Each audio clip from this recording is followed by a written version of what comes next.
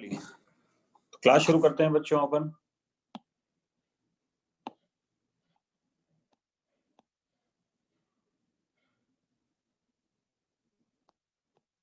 I think discussion अपना करना था अपने को आज, है ना। और मैंने टाइमली आपको मैसेज भी कर दिया था, तो आप लोग रेडी हैं डिस्कशन के लिए जो भी मैंने आपको मैसेज किया था?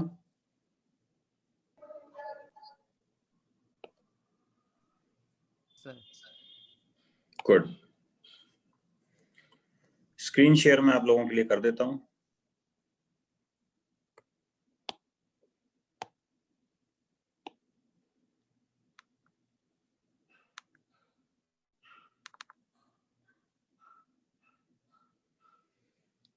Yes, just check it out कि स्क्रीन और साउंड दोनों क्लियर है क्या? Yes sir. चलिए। Yes sir. Yes sir. Sir हाँ बोले बच्चे। सर एक रिक्वेस्ट थी सर। बोले बच्चे। सर आज से होमवर्क नहीं हो पाया सर, मतलब लेट देखा था सर मैसेज वो वाला ग्रुप वाला मैंने। तो आप एक काम करो ना, ये 1.5 घंटे बैठ के आराम से होमवर्क कर लो, उसके बाद थोड़ी देर बाद मीटिंग ज्वाइन कर लेना, क्योंकि अपन कुछ पढ़ेंगे भी सही। सर कितनी देर बाद लगभग, मतलब अब मैं ऐसे एग्जैक्ट टाइम दे सकता, बच्चों के ऊपर डिपेंड करता है कि वो डिस्कशन में कितना मुझे खींचते हैं। सर आज आप 6:30 वाली एक्स्ट्रा क्लास भी लोगे क्या? नहीं नहीं, बस अभी अपन मुश्किल से कुछ थोड़ा बहुत पढ़ के और ऑफ करेंगे बस। Okay sir. ठीक है सर। टाइम बाउंड ऑफ करेंगे। तो एक काम करना, आप सवाल बाद में कर लेना आराम से, और डिस्कशन पहले सुन लो। ठीक है सर। वैसे मतलब एक्सरसाइज 1 का होमवर्क तो मैंने कल ही दे दिया था, वो तो किया ही होगा ना आपने? हाँ सर, नहीं सर मतलब आगे ही हुआ है। बस चलो ठीक है, तो let's begin. B1।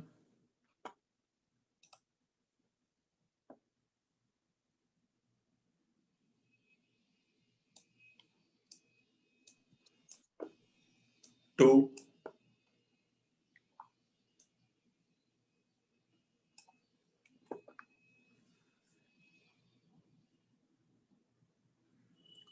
C1।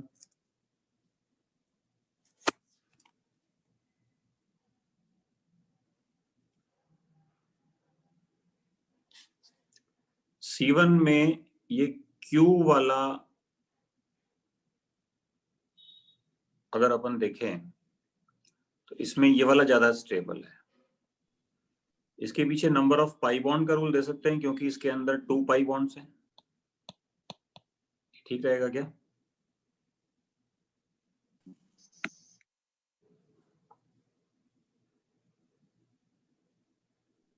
No sir. तो फिर कैसे करेंगे?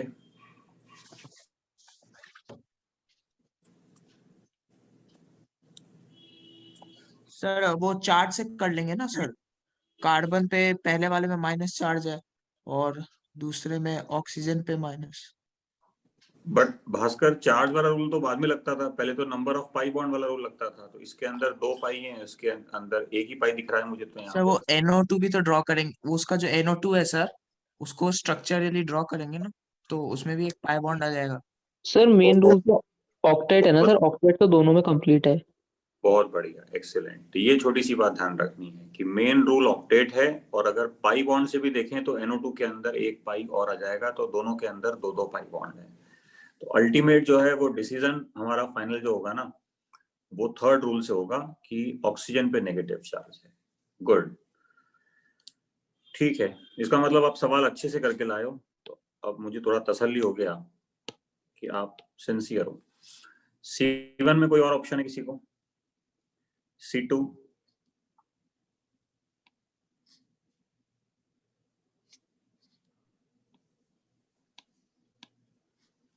G1, G2, G3।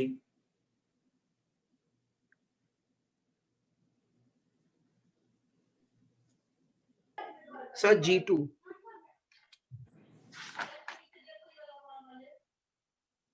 कौन सा पूछना है, जल्दी बोलो। F। F वाला तो क्लास में डिस्कस हुआ है बहुत डिटेल में। सर H वाला चलो दोनों ही बता देता हूँ।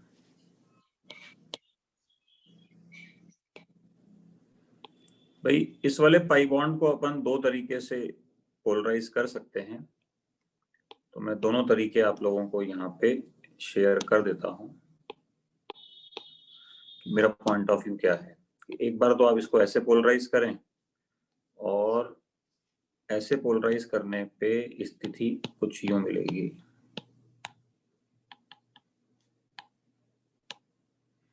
या फिर आप इसको एक बार ऐसे पोलराइज करें तो स्थिति कुछ यूं बनेगी।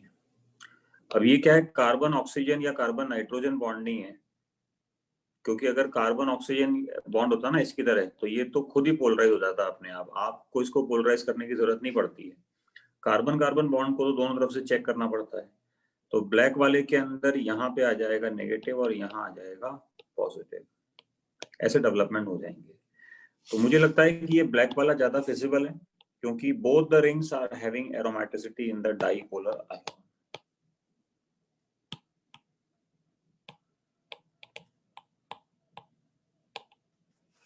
जबकि आप ऐसा कुछ करेंगे ना, तो आप दोनों रिंग के अंदर एंटी एरोमेटिसिटी डेवलप कर रहे हैं। एक भी रिंग के अंदर एंटी एरोमेटिसिटी खतरनाक हो जाती है। यहाँ तो आपने दोनों रिंग में एंटी एरोमेटिसिटी डेवलप कर दी 4 पाई के साथ, तो ये तो बहुत ही अजीब सी बात हो गई। इसीलिए ये रेड वाला अलाउड नहीं है, ये वाला अलाउड है, और ये एरोमेटिक हो जाएगा। तो सर मतलब हमें क्वेश्चन में क्लासिफिकेशन का क्वेश्चन पूछ रखा है, तो फिर हम मतलब कैसे प्रेडिक्शन करेंगे? ऐसे प्रेडिक्शन करेंगे कि इसमें आपको खुद सोचना है कि ये ब्लैक वाला मूवमेंट हो जाएगा, और ये इस फॉर्म में रहेगा, और ये इस फॉर्म में एरोमेटिक रहेगा। Got it? तो फिर यस सर, ये तो समझ में आ गया। जैसे सर कुछ कंपाउंड्स मतलब डायरेक्टली में पता चल जाएगा कि एंटी एरोमेटिक है, तो वो तो मतलब वैसे एग्जिस्ट ही नहीं करेगा, पर मतलब एग्जिस्ट नहीं करता, पर फिर भी एंटी एरोमेटिक तो है ना? नहीं, एग्जिस्ट नहीं करेगा मतलब ये है कि उनको रिसर्च कंडीशन में लेके और पता लगाते हैं, और फिर उनका सिग्नल ले लेते हैं स्पेक्ट्रोमीटर से, तो उनको ड्रॉ कर लेते हैं पेपर पे। ये तरीका रहता है उसका। Okay sir. पाइरिडीन के बारे में मैंने बता दिया था कि ये लोन पेयर sp2 ऑर्बिटल में रहते हैं, तो इसकी एरोमेटिसिटी तो है, बट उसके अंदर लोन पेयर पार्टिसिपेट नहीं करते, उसके लिए सिर्फ ये पाई बॉन्ड रिस्पॉन्सिबल होंगे। तो मैं लिख देता हूं aromatic without involvement of lone pair. अभी क्लियर हो गया क्या? Yes sir. अब ऐसे क्या है कि जो अपने काफी सारे ग्रुप बने हुए थे, उनमें से मैंने क्या किया, उनको सिंक्रोनाइज करके और सिर्फ 2 या 3 ग्रुप बना दिए थे, है ना। उसमें ग्रुप बनाने का पर्पस ये था कि भाई एक तो जो कॉन्वर्सेशन हो वो थोड़ा सिंसियर हो बच्चों के साथ, और सिंसियर बात अगर कोई बच्चा पूछना भी चाहे तो उसका मैं जवाब दे पाऊँ, वरना फालतू ग्रुपों में क्या है, फालतू बातें होती रहती थी, इसके अलावा कुछ काम धाम तो वहाँ होता नहीं था। तो जैसे अब 1000 मैसेज डेली आते थे, तो उसमें काम के मैसेज 2 ही निकलते थे, तो आउटपुट रेशो बड़ा कम था। अब क्या है कि रोजाना के 10 मैसेज आते हैं और ऑलमोस्ट 5 काम के होते हैं। तो एक ग्रुप में अभी एक बच्चे ने मैसेज डाला, मैं वो आपको एक बार शेयर करता हूँ, and that is really a good. कल मैंने आपको स्ट्रक्चर्स की स्टेबिलिटी के बारे में जानकारी दी थी। तो ये अजुलिन का केस है। मान लो आईआईटी में ऐसा क्वेश्चन आ जाए कि एक तो ये बनता था, फिर इसके साथ अपन रेजोनेंस स्ट्रक्चर ऐसे बनाते थे, ऐसा याद भी होगा, और मैं रिवाइज करवाने के हिसाब से दोबारा बना दिया हूं यहाँ पे।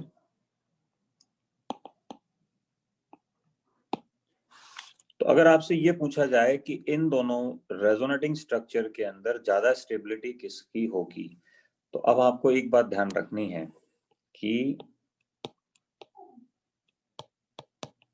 इस बार ये ज्यादा स्टेबल हो जाएगा। जबकि बड़ी मजे की बात यह है कि अपना जो पहला रूल है ना, उसी को फॉलो नहीं कर रहा। मेरी बात समझ पा रहे हैं आप लोग? फर्स्ट रूल क्या था अपने पास?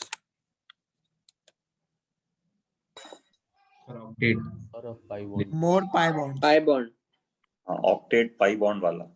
तो ये उसी को फॉलो नहीं कर रहा, क्योंकि अगर अपन उस पॉइंट ऑफ व्यू से देखें तो यहाँ पे 5 पाई बॉन्ड होने चाहिए। एक बार काउंट कर लेता हूँ, 1 2 3 4 5, हाँ, और जबकि यहाँ पे 1 2 3 4 पाई बॉन्ड है। ऑक्टेट देखें तो आपको साफ साफ दिख रहा होगा इस पर्टिकुलर कार्बन का ऑक्टेट इनकम्प्लीट है। फिर भी यही ज्यादा स्टेबल है बच्चों, ये इसी फॉर्म में रहेगा। और इसकी ज्यादा स्टेबिलिटी के पीछे इसका ये जो हाइब्रिड में कंट्रीब्यूशन है ना, ये प्रैक्टिकल कंट्रीब्यूशन देखा जाता है। मतलब यहाँ जो केमिस्ट्री है ना वो एक्सट्रीमली प्रैक्टिकल चले जाती है कि हाइब्रिड ऐसा होगा। ये मैंने बना के भी दिखाया था शायद, जहाँ तक मुझे याद आ रहा है, या नहीं बना के दिखाया तो मैं भी दिखा देता हूँ। ये लो, और इसको हम लोग नाम देते थे डाईपोलर आयोन। ऐसा लिखा था ना मैंने आपके सामने, डाईपोलर आयोन। Yes sir. अब छोटी सी बुद्धि लगाओ, छोटी सी बुद्धि लगाओ कि अगर मॉलिक्यूल इस फॉर्म में रहता है, the molecule has an existence in this particular form, तो किसका कंट्रीब्यूशन ज्यादा होगा? मैं आपको खुद ही रिसर्च करवा देता हूं अभी, आप खुद बताओ, पहले वाले का ज्यादा होगा या दूसरे वाले का ज्यादा होगा? सर दूसरा वाला। दूसरे का ज्यादा होगा। कंट्रीब्यूशन ज्यादा है तो जो अपन ने पढ़ा था उसके रेसिप्रोकेट लेके चलो। अभी तक अपन क्या कह रहे थे, जो ज्यादा स्टेबल होगा वो ज्यादा कंट्रीब्यूट करेगा। अब अपन उल्टा बोल रहे हैं कि जो ज्यादा कंट्रीब्यूट करेगा वो ज्यादा स्टेबल होगा। तो ऑफ कोर्स इसी ने कंट्रीब्यूट किया होगा, तभी तो ये ज्यादा स्टेबल रहा होगा। इसी वजह से तो चार्ज आया होगा मेन स्पीशीज के अंदर। ये पॉइंट ऑफ व्यू है, तो ये ध्यान तो कोई रखना। थ्योरेटिकल रीजन नहीं है इसकी स्टेबिलिटी का?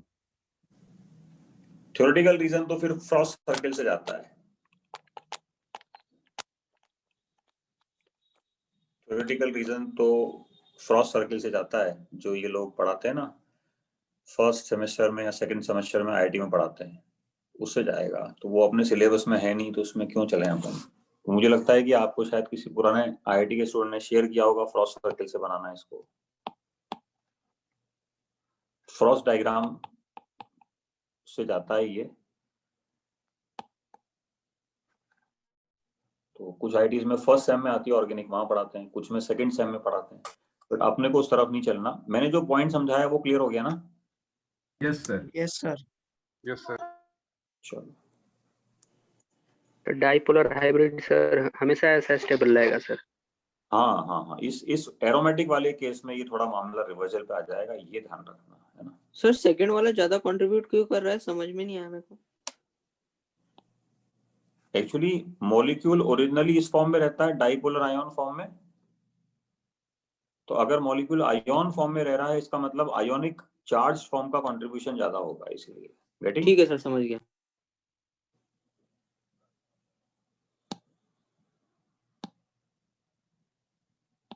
एक मिनट, ये हो गया ना? ठीक है। सेक्शन ए,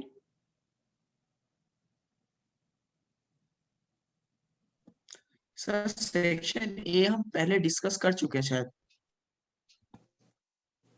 okay. B1,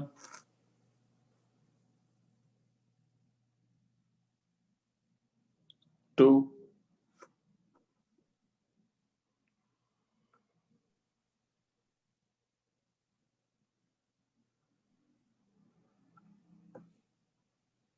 three, four, five, sir B4 एक बार देख लीजिएगा। Resonance structure of the molecule does not have. तो देखो, रेजोनेंस स्ट्रक्चर जितने भी होते हैं उनमें हमेशा इक्वल कंट्रीब्यूशन तो नहीं आता ना। किसी में ज्यादा आता है, किसी में कम आता है, कभी इक्वल भी आता है। तो ऑलवेज इक्वल कंट्रीब्यूशन नहीं आएगा, सिंपल सी बात है। अपन ने कल यही तो पढ़ा था कि कुछ स्ट्रक्चर्स मोर स्टेबल होते हैं, किसी का कॉन्ट्री ज्यादा होता है, किसी का कॉन्ट्री कम होता है।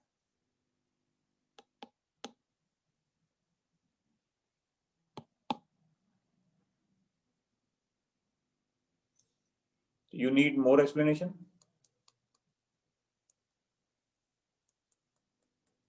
No sir. B6,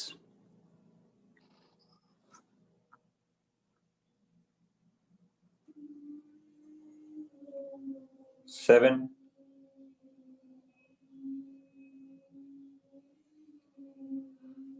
8,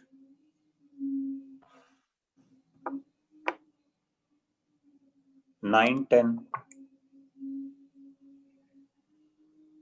B9 IIT में आया हुआ क्वेश्चन है। I sir think 9। 2000 2001 का या 2002 का क्वेश्चन है, मुझे ऐसे ध्यान नहीं है, 2003 का भी हो सकता है। एडवांस का सर? एक्सेप्टेबल, हाँ एडवांस का। एक्सेप्टेबल का मतलब ये हुआ करता था, ये क्वेश्चन 2 बार आया है, अभी मैं एक्सरसाइज 2 में भी दिखाऊंगा इसको। एक्सेप्टेबल का मतलब ये हुआ करता था कि बेसिकली ये स्ट्रक्चर अजीब सा है, क्योंकि आप इसमें देखो नाइट्रोजन पेंटावेलेंट हो गया, तो इसमें आपको स्टेबिलिटी चेक नहीं करनी है, आपको एक सिंपल ऑब्जेक्शन रखना है कि ये गलत है, ये मतलब ये स्ट्रक्चर ही पॉसिबल नहीं है, इसमें रूल लगाने की जरूरत नहीं है, ये बात समझ में आनी चाहिए आपको। कुछ बच्चे इसमें वो जो मैंने आपको रूल्स बताए ना वो लगाने लग जाते हैं, तो रूल्स का कोई स्थान नहीं है यहाँ पे, आप तो सीधी बात करो कि भाई ये जेन्युइन स्ट्रक्चर नहीं। B10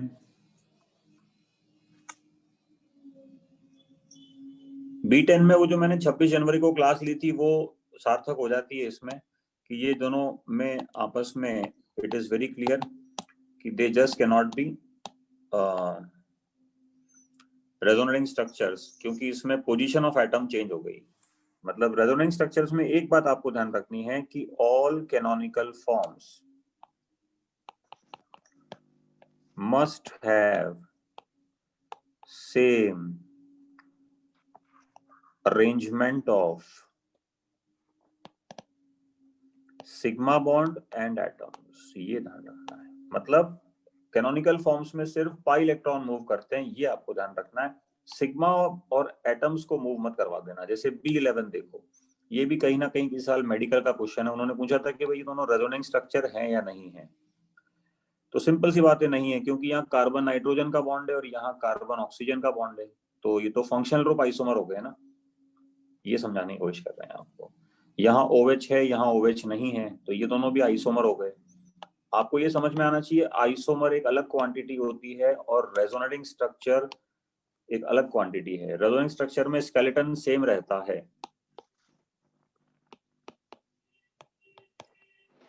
और सेम स्केलेटन के रहते हुए सिर्फ पाई इलेक्ट्रॉन डीलोकलाइज करते हैं। ये मैंने काफी डिटेल में समझाने की कोशिश की थी 26 जनवरी को, अभी रिवाइज भी हो रहा होगा आपको कंसेप्ट और क्रिस्टलाइज हो रहा होगा कि मैं कहना क्या चाहता हूँ। जबकि आइसोमर में क्या है, एटम्स मूव करते थे क्या? Yes sir. एटम मूव करते थे तभी तो आइसोमर बनते थे, chain isomerism, position, functional, metamer, इस तरह से, तो ये बात है। सर B10 का D B10 का D तो अपन ने कल पढ़ाई था कि ये लोन पेयर है यहाँ पे और ये एम्प्टी ऑर्बिटल है, तो lone pair empty orbital conjugation है बच्चों, ये लो पॉजिटिव चार्ज की तरफ, और बड़ा बना के दिखा देता हूँ आप, ये लो, ये लो, और इतने चक्कर में ना पड़ना हो तो इनऑर्गेनिक में बॉन्डिंग ले लो, कोऑर्डिनेट बॉन्ड बना है सिंपल है।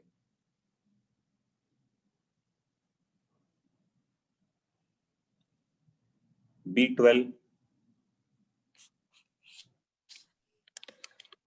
भी उसी कंसेप्ट पे बेस्ड है कि एटम्स मूव कर रहे हैं, वो आपको देखना है यहाँ पे। B13 एक अच्छा क्वेश्चन है, B13 पे चलते हैं। आई थिंक इतना तो आप मुझसे सहमत होंगे कि इसमें दोनों पाई बॉन्ड कॉन्जुगेट नहीं करेंगे, तो इसको हटा लेते हैं। इसमें क्या होगा बच्चों कि पाई और पाई में कॉन्जुगेशन नहीं होगा, बट ये नेगेटिव चार्ज इस पाई के साथ कॉन्जुगेट करेगा, ये पाई और ये नेगेटिव करेंगे। Let's see the result.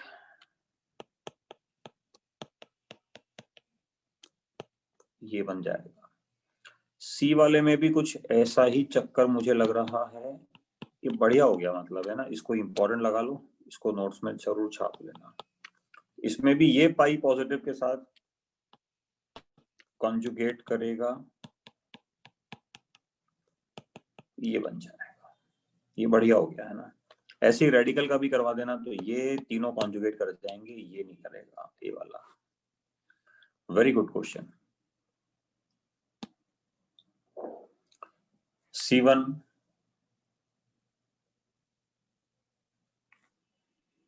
C2 3 4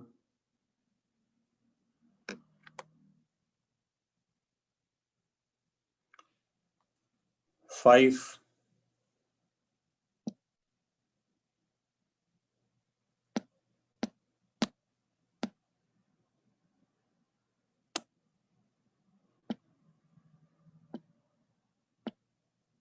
sir G3 बता दीजिए, एक्सरसाइज 1 पार्ट 2 का।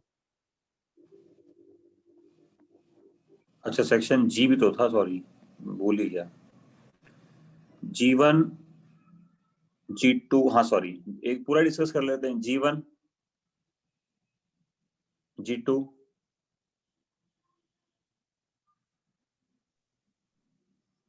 G3 में ये उसमें पढ़ाते हैं, जैसे 10th क्लास में है, ये वहीं से लिया है एक्चुअली, कि एरोमेटिक कंपाउंड्स बर्न विद सूटी फ्लेम। तो सूटी मतलब होता है जैसे धुआं होता है ना, मतलब क्या बोलेंगे इसको, स्मोकी। स्मोकी फ्लेम से बर्न करते हैं क्योंकि कार्बन और हाइड्रोजन का रेशो कंपेरेबल होता है। भाई अपन जानते हैं कि hydrogen is clean fuel,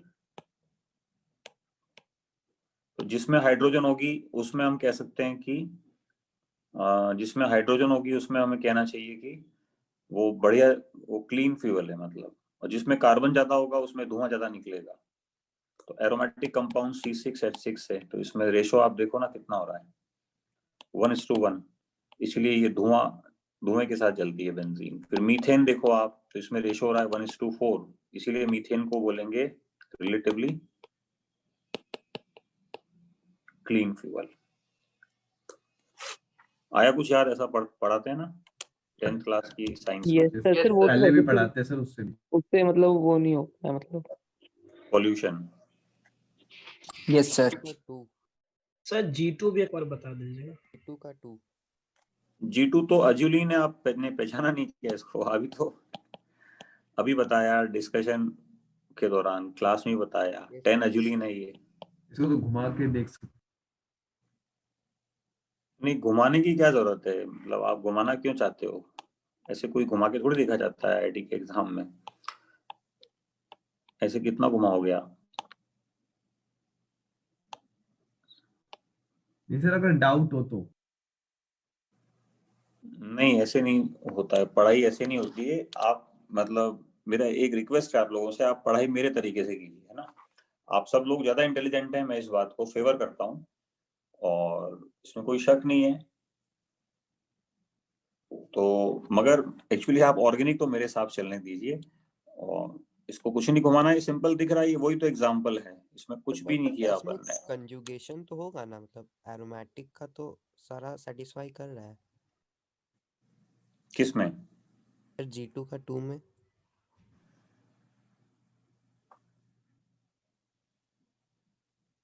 G2 में कॉन्जुगेशन है, तभी तो ये अपन ने रेजोनेंस स्ट्रक्चर बनाया बच्चे। अगर कॉन्जुगेशन नहीं होता तो कैसे बना लेते? ये एरो मैंने आपको बनवाए थे, इसके बाद डाईपोलर बनवाया था। खुद सोचो, अगर ये कॉन्जुगेशन नहीं होता तो मैं डाईपोलर आयन कैसे बना लेता? Are you getting the point? ये आप क्या पूछ रहे हो और मैं क्या जवाब दे रहा हूँ?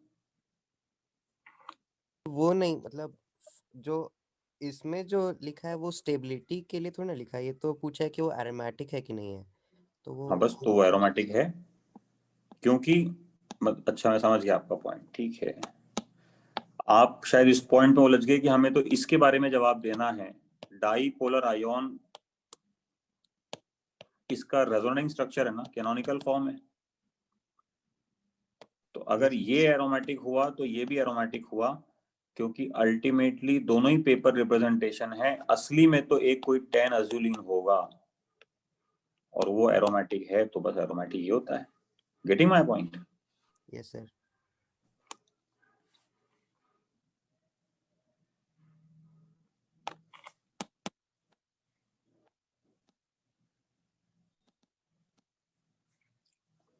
एक्सरसाइज 2 का क्या हाल है, कर ले डिस्कस अभी? Yes sir. Yes sir.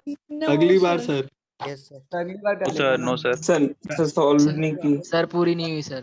Sir पूरी नहीं हुई। नहीं सर, पूरा सॉल्व नहीं हुआ। एक काम बाकी करते है हैं,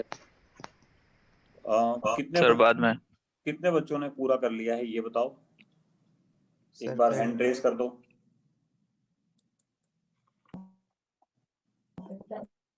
हैंड रेस शो नहीं हो रहा लगता है। किसी ने नहीं किया है सर। सर ऑप्शन नहीं आ रहा हैंड रेस करने का। अच्छा अच्छा, तो मैंने चालू तो करवाया था, वो ए फेज में तो चालू करवा दिया मैंने कहा यार उसमें अच्छा रहता है बच्चों के साथ इंटरेक्शन। आपके फेज में चालू नहीं किया शायद इन्होंने, तो अपन इसको कर लेते हैं क्योंकि मतलब यस ऑलमोस्ट। सर दूसरे रिएक्शन तो आ रहे हैं सर रेज हैंड के यस वजह सर। से। हाँ बच्चे, सर मतलब थम्स अप से पता लग जाएगा ना सर, वो आ रहा है। नहीं वैसे मैं बता देता हूँ कि मैं बच्चों के थम्स अप का वेट करता नहीं हूँ, और नहीं सर, पता करने के लिए कि कितने बच्चों ने कर लिया है, रेज हैंड की ये बजाय। जस्ट एक फॉर्मेलिटी है जो अपन रूल आउट कर रहे हैं। एक्चुअली क्या होता है, मैं आपको कुछ चीजें बता देता हूँ कि प्लीज मेक इट श्योर कि कोचिंग जो है ना वो मतलब ऐसे नहीं चलेगी कि मैं आपके हिसाब से चलूंगा। प्लीज मेक इट श्योर कि आपको ही मेरे हिसाब से चलना चाहिए और चलना पड़ेगा। अब इसे आप एरोगेंस भी मान सकते हैं या कुछ भी माने, बट एक्चुअली क्या है कि पढ़ाई तो देखो पढ़ाई के तरीके से होती है। आजकल क्या है, थोड़ा पढ़ाई का तमाशा टाइप का हो गया है ना, वो नहीं चलता है मतलब। क्योंकि कोचिंग्स जो हैं, institutes and all these things have become the commercial places.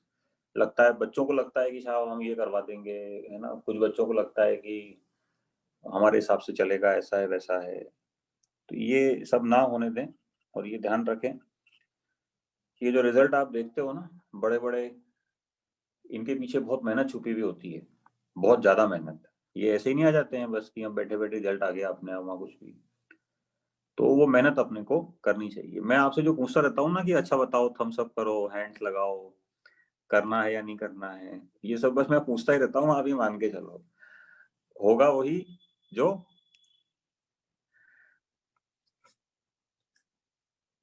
मैं चाहूंगा। ठीक है, कोशिश करें इस बात को आप समझने की, और this is in favour of the studies, ये पॉइंट है। चलो तो एक्सरसाइज 2 क्वेश्चन नंबर 1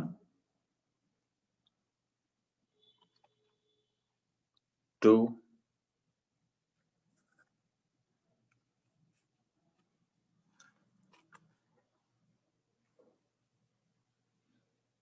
क्या हो गया, एकदम सब चुप हो गए, घबरा गए क्या सब लोग? डाउट नहीं है, एक्सरसाइज 2 पार्ट 1 में डाउट नहीं है सर। सर क्वेश्चन नंबर 6 एक बार बता दीजिए। नहीं नहीं, एक एक करके सारे ही चल रहे हैं ताकि अगर किसी को डाउट हो तो वो सर 2 में बी क्यों नहीं हो सकता? 2 के बी में कॉन्जुगेशन नहीं है ना बच्चे, आप इसको यहाँ लेके जाओगे तो नाइट्रोजन पेंटावेलेंट हो जाएगा, ये कॉन्जुगेशन संभव नहीं है। बात समझ में आ रही है क्या? Yes sir. फिल्ट कर दिया आपको, और बड़ा दिख रहा होगा आपको ये। सर थर्ड बता दो। 3 में तो बड़ा सिंपल है कि भाई इसमें तो 0 पाई बॉन्ड है तो ये कम स्टेबल हो जाएगा। उसके बाद अपने को ये समझ में आ रहा है कि दोनों में एक एक पाई बॉन्ड है, तो यहाँ ऑक्सीजन पे पॉजिटिव है और यहाँ नाइट्रोजन पे पॉजिटिव है, तो ऑक्सीजन पे पॉजिटिव थोड़ा सा मुझे अपील कम कर रहा है, तो सेकंड वाला सबसे कम, उसके बाद फर्स्ट वाला, और सबसे ज्यादा थर्ड वाला। If any more doubt is there, आप पूछ सकते हैं फटाफट से। Sir thank you sir. Okay कुछ चीजें क्लियर रखें, मतलब एक्चुअली कोई भी चीज है ना तो यू नीड नॉट टू से थैंक्स, क्योंकि ये जो थैंक्स है ना इसकी भी कोई जरूरत नहीं है, मतलब इट साउंड्स क्वाइट कमर्शियल। आप बिल्कुल फ्री रहें, मतलब पढ़ाई में एक्चुअली क्या होता है, ये 2 चीजों के लिए तैयार रहें। एक तो मेरी डांट सुनने के लिए, क्योंकि आजकल क्या है कोचिंग में बड़ा प्यार से बात की जाती है बच्चों से, जैसे एक मुर्गा पकड़ते हैं ना वैसे कि हाँ बेटा आजा आजा आजा। ऐसे सिलेक्शन विलेक्शन नहीं होनी है, ध्यान रखना। क्योंकि जब तक मतलब सही बात तुम्हारे पास सही तरीके से नहीं पहुंचेगी ना, उसको कहने का तरीका हार्श ही होता है, ये ध्यान रखना। तो बिल्कुल क्लियर चलो और ओपन चलो, मतलब क्योंकि अब तुम लोग ऑलमोस्ट 12th में आ गए हो, तो तुम्हें ये पता होना चाहिए कि ये तुम्हारा एक ऐसा साल है जब यस और no you have to say to your IITs, the admission towards the IITs। तो ये अपनी एक इम्पोर्टेंस रखता है। सर कुछ गलती हुआ तो सॉरी बोल सकते हैं? नहीं, मैं कह रहा हूँ ना, थैंक यू और सॉरी दोनों की जगह नहीं है। सिद्धार्थ आप म्यूट कर लो अपने आप को, there is no scope of both the things. चलो क्वेश्चन नंबर 4 5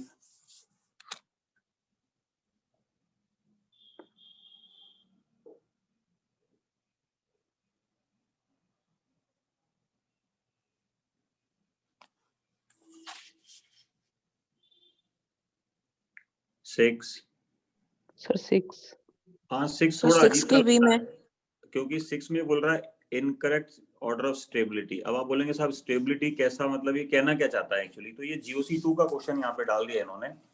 मैं इसको अभी टेंटेटिवली मतलब खत्म करता हूँ ये कह के। आप बस इतना से ध्यान रखो बच्चों कि जो मतलब स्ट्रक्चर्स which can form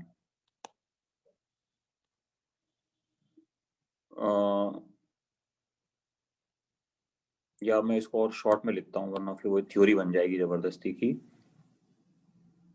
बहुत शॉर्ट में लिखता हूँ, conjugated structures are more stable than non conjugated. ये कोई लॉ नहीं है, ये बहुत जनरल रूल है, ध्यान रखना।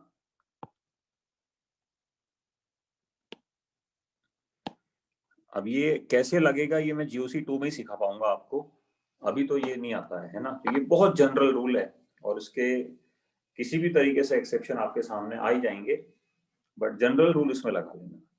मतलब सर जिस स्ट्रक्चर के ज्यादा रेजोनेटिंग स्ट्रक्चर्स बनते हैं वो ज्यादा स्टेबल है ऐसा? ये मैं कहना नहीं चाहता, ये कह देते हैं कुछ लोग, मोर number of resonant structure makes it more stable. ऐसी जो कुछ भाषाएं है ना, ये मैं बिल्कुल प्रयोग नहीं करूंगा और ये ऐसा होता यस सर, नहीं ये है। तो सर हमें इनऑर्गेनिक में भी बताया था कि जितने ज्यादा रेजोनेटिंग स्ट्रक्चर होते उतना स्टेबल। अब मैं उस पर कमेंट नहीं करूंगा कि क्या बताया था क्या नहीं बताया था, बट अभी मैं इसको कहूंगा नहीं।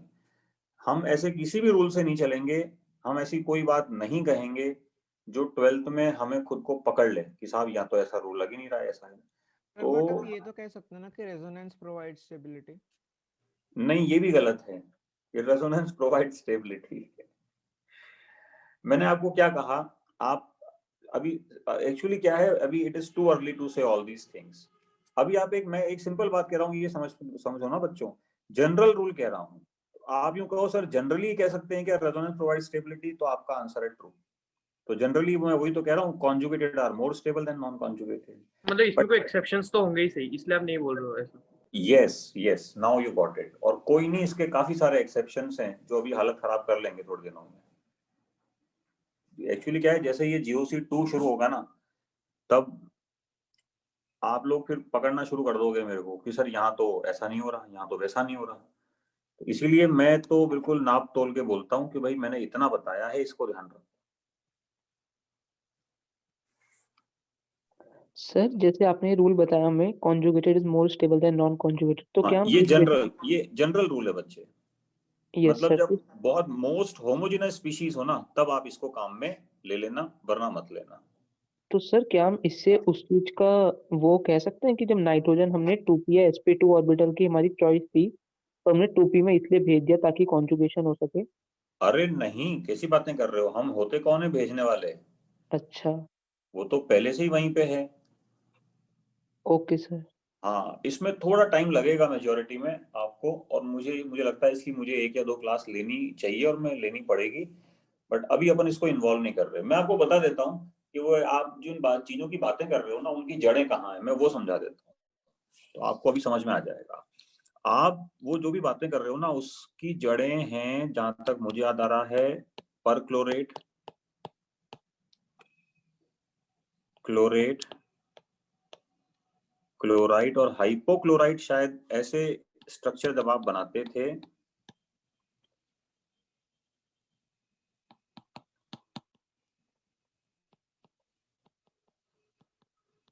ऐसा कुछ आपको याद आ रहा होगा कि इसके अंदर नंबर ऑफ रेजोनेंस स्ट्रक्चर ज्यादा बनते थे परक्लोरेट के अंदर, फिर इसके अंदर कम बनते थे, तो हम कहते थे कि इसकी स्टेबिलिटी ज्यादा है, इसकी कम है। ऐसे चलते थे ना आप लोग इनऑर्गेनिक में। नहीं सर, इनऑर्गेनिक में तो ऐसा नहीं बोला था। अभी थोड़ी देर पहले तो कुछ ऐसी बात आ रही थी कि ये भाई सर बोले, ये सर बोले यस सर। ये सर बोले थे सर।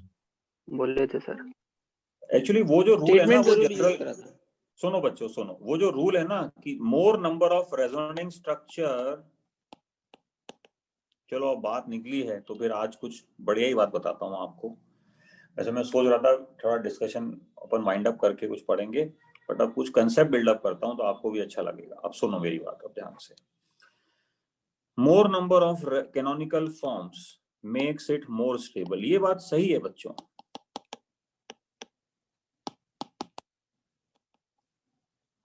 मना करना नहीं चाहिए, मना कर भी नहीं सकते क्योंकि लग ही रहा है यहाँ पे।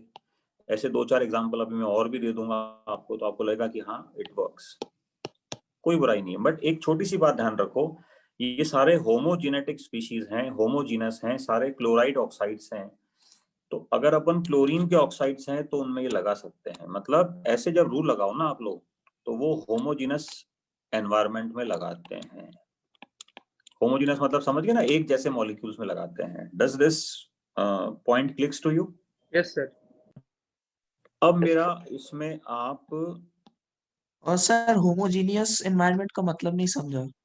होमोजीनस मतलब स्पीशी एक जैसे होने चाहिए, सारे क्लोरीन के ऑक्साइड्स है ना बेटा। सब में क्लोरीन और ऑक्सीजन नहीं होना चाहिए, तभी उनमें कंपैरिजन ये वाला कर सकते हैं। हाँ हाँ हाँ, क्लोरीन ऑक्सीजन मतलब क्लोरीन के ऑक्साइड्स। ऑक्साइड बोलने में Yes, sir. क्या बुराई नजर आती है आपको? सर क्लोरीन मतलब made oxygen, up of same atoms.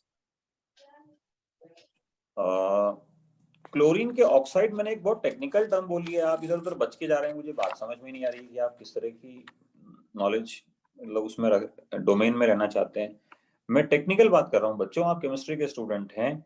कि जैसे अपन क्लोरीन के ऑक्सी एसिड्स बोलते थे, तो ये सारे उसी के तो कॉन्जुगेट बेस हैं, या H लगा दो तो ये ऑक्सी एसिड बन जाएंगे ना क्लोरीन के। Yes sir. Yes sir. HClO4, HClO3, HClO2, HOCl, ये सब perchloric acid, chloric acid, chlorous acid, hypochlorous acid, उन्हीं से तो बने ही ये।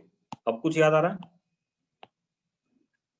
तो क्योंकि ये सारे एक जैसे ऑक्साइड्स हैं इसीलिए हम इनको बोलते हैं कि ये होमोजीनस स्पीशीज हैं, ये कहना चाहता हूं, है ना। अब मेरी बात ध्यान से सुनो कि कोई भी रूल सोच समझ के क्यों बोलना चाहिए, सोच समझ के क्यों उसको पुटअप करना चाहिए, उस रिसर्च पे चलते हैं, है ना। यहाँ जगह है इस पेज पे।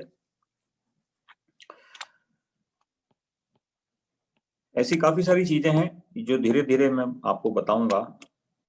आज बताने की इच्छा नहीं थी बट बात निकल गई तो मैंने कहा आप सुन लो। चलो मान लो हमारे पास एक क्वेश्चन आ जाता है कि बेंजीन और साइक्लोहेक्सेन के अंदर ज्यादा स्टेबल कौन सा है। तो एक क्लियर अपने को वर्डिक्ट देना चाहिए, ये एरोमेटिक है, हाँ या ना।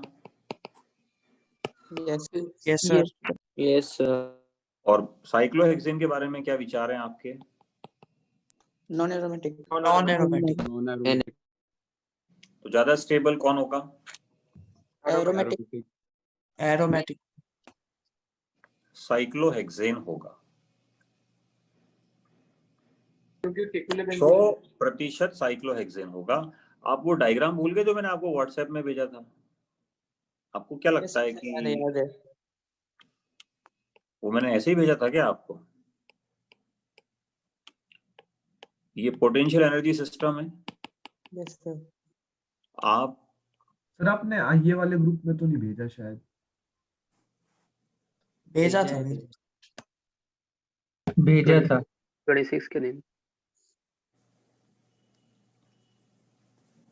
ये वाले ग्रुप में कैसे नहीं भेजूंगा यार, तुम कैसी बातें करते हो? सर, भेजा था। भेजा है सर, भेजा है। Let me check.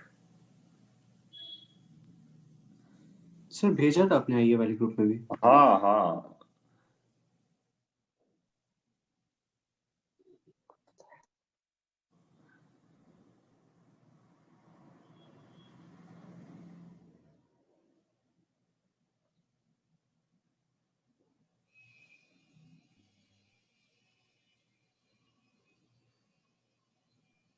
तो इसमें पहले ये आईए वाला ग्रुप सिंसियर था, अब मैं देख रहा हूँ उसमें फालतू बातें काफी ज्यादा होने लग गई हैं।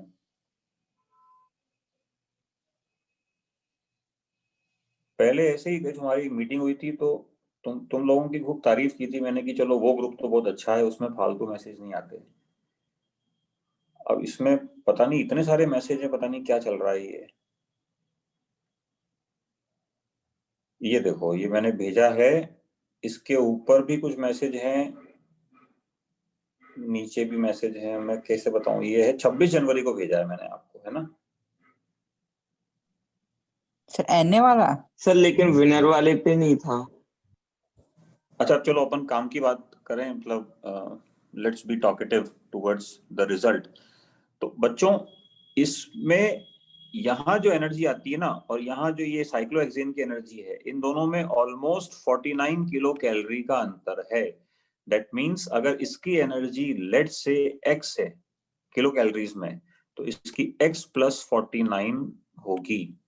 इतनी सी बात है, आपको समझ में आनी चाहिए। ये बात आपने उसमें भी पढ़ी है, क्या बोलते हैं, थर्मोकेमिस्ट्री में भी आती है ये, एनसीईआरटी। हाइड्रोजनेशन रिएक्शन एक्सोथर्मिक होता है। हाइड्रोजनेशन मान लें आप, कंबशन मान लें, कोई भी रिएक्शन लें XYZ उससे। अब आप मुझे एक मोटी सी बात बताओ कि बेंजीन और साइक्लोहेक्सेन एब्सोल्यूट एनर्जी बार पे आपके सामने आ गए, बेंजीन की एनर्जी ज्यादा है, तो साफ साफ लगता है बच्चों, इससे बड़ा क्या प्रूफ चाहिए कि ये थर्मोडायनेमिकली, थर्मोकेमिकली, एनर्जेटिकली, एंट्रोपिकली, बिल्कुल क्लियर बोल रहा हूं, लेस स्टेबल स्पीशी है। ये तो एक निशान और लगा दिया मैंने विद रिस्पेक्ट टू साइक्लोहेक्सेन। अब समझ में आया क्यों कंपेयर नहीं कर सकते? क्योंकि दोनों होमोजेनेटिक स्पीशी नहीं हैं, ये कहने की कोशिश कर रहा हूं बार बार आपको। आपको अगर बेंजीन का कंपैरिजन करना है ना, तो थोड़ी सी बुद्धि रखो, मतलब ये दोनों में होनी चाहिए, ये टीचर्स में भी होनी चाहिए और ये स्टूडेंट्स में भी होनी चाहिए। आजकल क्या है, सब कुछ मिक्स चलता है, कोई भी कुछ भी बताता रहता है। आप ऐसे कोई बनाओ तब समझ में आएगा कि अच्छा ये भी 3 पाई बॉन्ड वाला स्पीशी है, ये भी 3 पाई बॉन्ड वाला स्पीशी है, तो अब कह सकते हैं कि इसकी स्टेबिलिटी ज्यादा होगी, इसको एरोमेटिसिटी कहते हैं। इसकी एरोमेटिसिटी का कंपैरिजन आप इसके साथ कर रहे हैं, इसका मतलब कोई बहुत, मतलब मेरे को तो अपीलिंग नहीं लगता है ना, इस तरह से केमिस्ट्री चलती नहीं है। चलो ये सब नोट्स चलो, नहीं ये तो जस्ट मतलब एक्चुअली क्या है, इससे सब्जेक्ट बच्चे का जो है ना उसमें कॉन्फिडेंस डेवलप होता है, उसे पता लगता है कि मैं पढ़ क्या रहा हूँ। Which of the following is incorrect for stability? तो अब समझ में आ गया मैंने क्यों कहा कि ये स्टेबिलिटी थोड़ा सा एक शैबी सा है, मतलब मजा नहीं आया कि क्या पूछना चाहता है। जनरल रूल लगा देंगे, जो ज्यादा कॉन्जुगेट करेगा वो ज्यादा स्टेबल हो जाएगा। Got it? Yes sir. Question number 7, 8 तक ही दिए थे शायद। पार्ट 2 क्वेश्चन नंबर 1,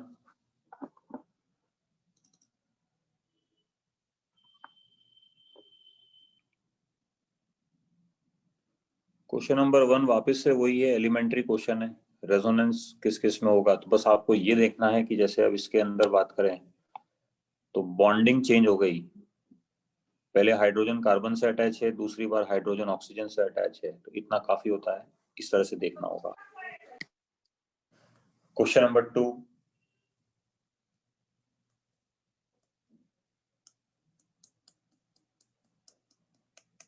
थ्री,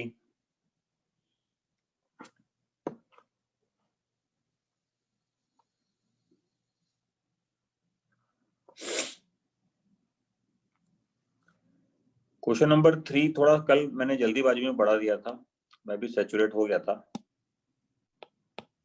मैं बता देता हूँ, बेंजीन के ऊपर कोई भी एक ऐसा एटम होना चाहिए जिसके पास लोन पेयर हो, तब हम प्लस एम मानते हैं, बस ये थीम है। तो लोन पेयर कहाँ कहाँ है वो बता देता हूँ।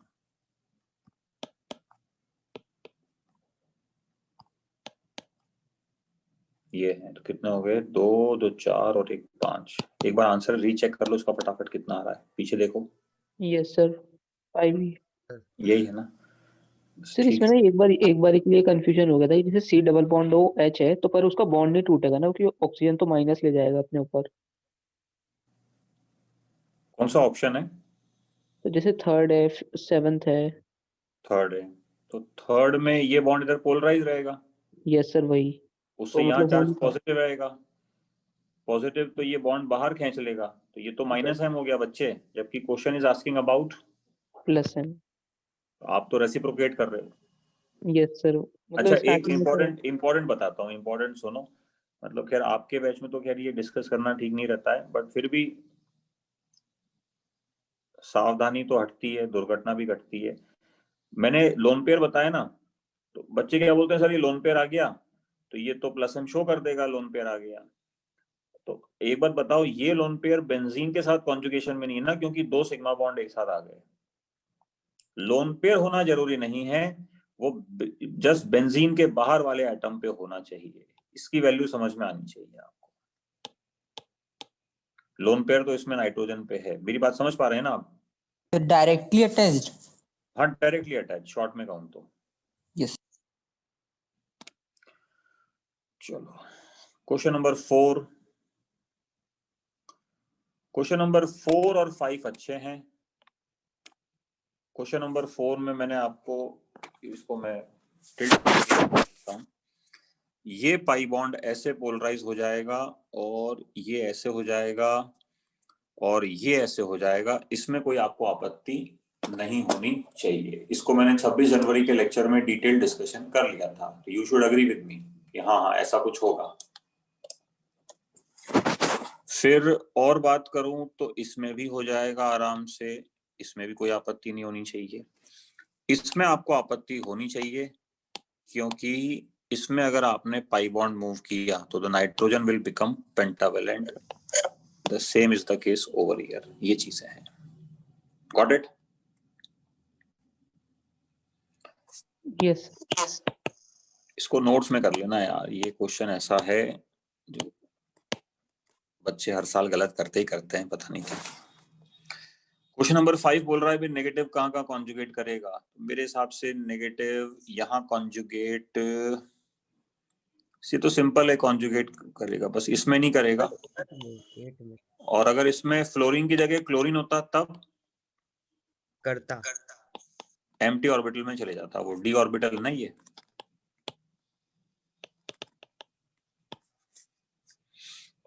एट में था। 8 में सर, 5 का 5 का एट्थ कौन सा है? गुड, वेरी गुड, बहुत अच्छा पूछा आपने। 5 के एट्थ में आप जब इसको बनाते हो ना तो ये वैसे ही पाइरीडीन जैसा बनता है। ये पी ऑर्बिटल तो बेंजीन के हो गए जो पहले से स्तंभ की तरह वहां पे है ही सही। अब नेगेटिव चार्ज इस sp2 ऑर्बिटल में आएगा।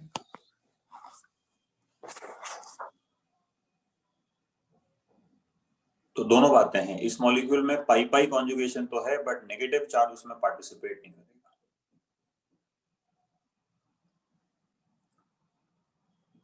क्लियर है बच्चे? Yes sir. सर हाँ बोलिए। सर 8th में सर ये भी तो बोल सकते हैं कि अगर नेगेटिव चार्ज को कंजुगेशन में ले लिया तो फिर वो लीनियर हो जाएगा, sp हो जाएगा, और ये फिर रिंग है तो फिर पॉसिबल नहीं है।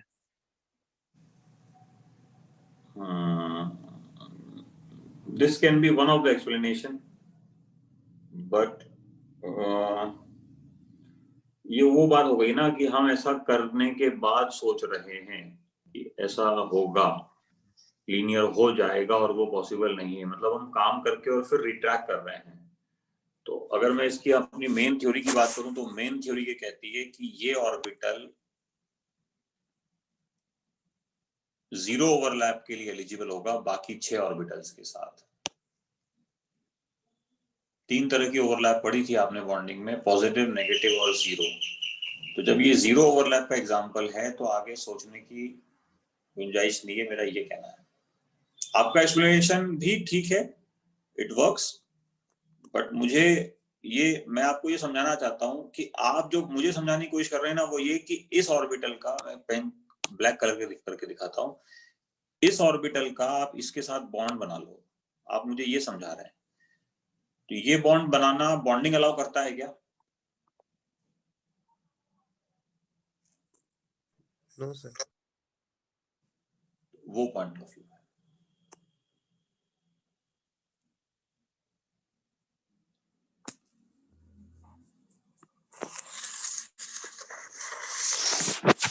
चलो बढ़िया है, आज तुमने डिस्कशन तो बढ़िया खींच लिया, घिस दिया आज, मामला बढ़िया है। सर पार्ट 3 के पहले 3 क्वेश्चन भी थे।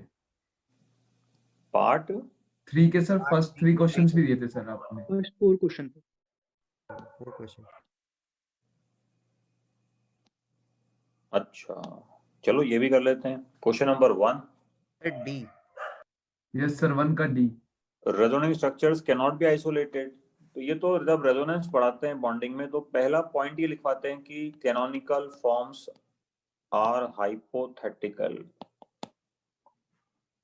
दे are just paper representations. Sir वो एनी टेम्परेचर से कंफ्यूज हो गए। नहीं, एनी का कोई मतलब ही नहीं है, टेम्परेचर का कोई मतलब ही नहीं। यही तो मेन फर्क होता है कैनोनिकल फॉर्म्स में और आइसोमर्स में। आप लोगों को सेशन की शुरुआत में आइसोमर पढ़ाए थे, क्या वो रियल मॉलिक्यूल थे? Yes sir. मैं एक सिंपल एग्जांपल से बात को और इलेबोरेट करता हूं, हो सकता है आप में से कुछ को विजन और क्लियर हो, क्योंकि विजन की क्लैरिटी ज्यादा जरूरी है बच्चों।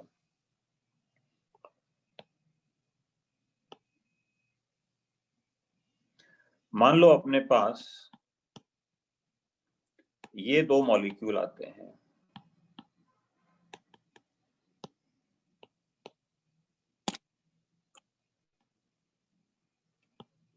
चलो ये 2 मॉलिक्यूल आते हैं, तो इसमें आप इन दोनों को कहेंगे कि ये कैनोनिकल फॉर्म्स हैं, इन दोनों को बोलेंगे कि ये आइसोमर हैं। ये दोनों बाजार में आपको अलग अलग भाव में मिलेंगे, अलग अलग एग्जिस्टेंस में मिलेंगे। और दूसरी बात, ये दोनों ही बाजार में आपको नहीं मिलेंगे, आपको कोई ब्यूटाडाइईन करके मॉलिक्यूल मिलेगा जो इसके जैसा होगा, इसके जैसा होगा। और अब इन दोनों में स्टेबिलिटी ज्यादा किसकी है ये बताओ? सर ऊपर वाले की। फर्स्ट वाला। फर्स्ट उसका वाला हाँ, तो उसका कंट्रीब्यूशन ज्यादा उसका ज्यादा कंट्रीब्यूशन होगा। ज्यादा होगा। तो आप ये कह सकते हैं कि वो जो ब्यूटा 1,3 डाइईन है ना, वो इसके जैसा ज्यादा दिखेगा और उसमें इस नीचे वाले का कंट्रीब्यूशन जरूरत पड़ने पे ही लेंगे। अब बात समझ में आ रही थोड़ी? अब थोड़ी फीलिंग पहुंच रही होगी मैं कहना क्या चाहता हूँ। Yes sir. Question number 2,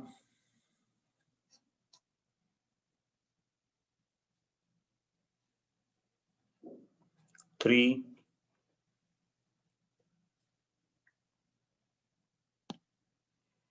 4। Excuse me sir. हाँ जी, सर फोर्थ वाले में सेकंड स्ट्रक्चर पॉसिबल है क्या? फोर्थ के डी में sir second structure, sir D part में। B Bombay sir D D D for Delhi. Possible क्यों नहीं है? ये बना के दिखा दिया ये लो, और बड़ा करके बना के सर दिखा सेकंड स्ट्रक्चर सर वो आपने बोला था ना जनरली इनॉल्स नहीं स्केच करते हैं तो सर।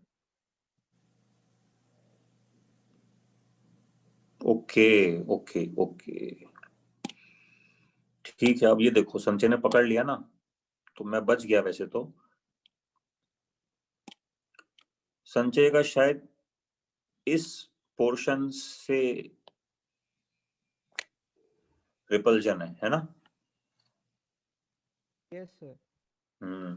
तो एक्चुअली बात तो सही है आपकी कि भाई ये तो एग्जिस्ट नहीं करना चाहिए, वो इनॉल वाला इसमें बीच में आ जाता है। बट अगेन वो जो है ना, मतलब वो एक एक्सट्रीम पॉइंट है, आप उसको यूं ध्यान रखो कि ये GOC2 में ही क्लियर होगा आप लोगों को।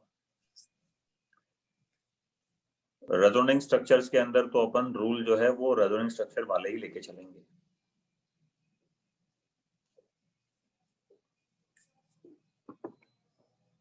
इनॉल्स जिसको हम कहते हैं ना ये अनस्टेबल हैं, तो वो बनाते वक्त समस्या सिर्फ उनमें आएगी जिनको हम कहते हैं स्ट्रक्चरल आइसोमर्स।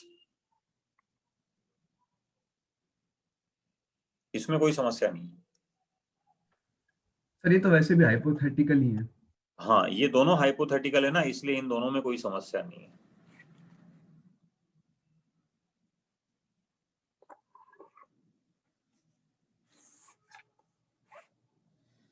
चलो वाइंड अप करें डिस्कशन। Yes sir. गुड भाई, बढ़िया खींच लिया आज तुम लोगों ने। चलो तो फिर बढ़िया खींचा है, तो फिर आज का टॉपिक 10 मिनट का ही पढ़ाता हूँ, मगर कुछ क्वालिटेटिव चीजें पढ़ाता हूँ, बढ़िया चीज पढ़ाता हूँ, है ना। क्या करना चाहिए मुझे? सबसे पहले तो स्क्रीन ऑफ करना चाहिए।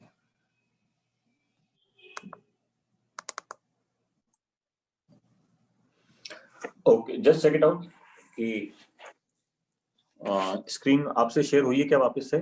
स्क्रीन एंड साउंड ठीक ठीक है।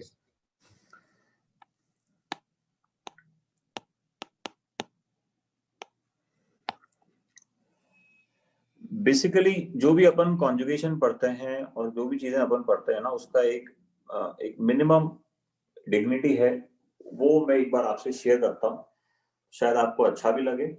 और एक काम करते हैं, वो आज की क्लास में फिर हाइब्रिडाइजेशन का भी मामला घसीट लेते हैं। वो जो आप sp2 और sp ऑर्बिटल के बीच में घूमते रहते हो ना, वो खत्म करो घूमना। उसका कोई मतलब नहीं है कि आप उसमें अभी तक ऑसिलेशन डेवलप करते रहते हो। सबसे पहले मैं ब्रेट के रूल से बात शुरुआत करता हूँ। ब्रेट का जो नियम है, उसमें अपन एक सिंपल बात कहते हैं कि इन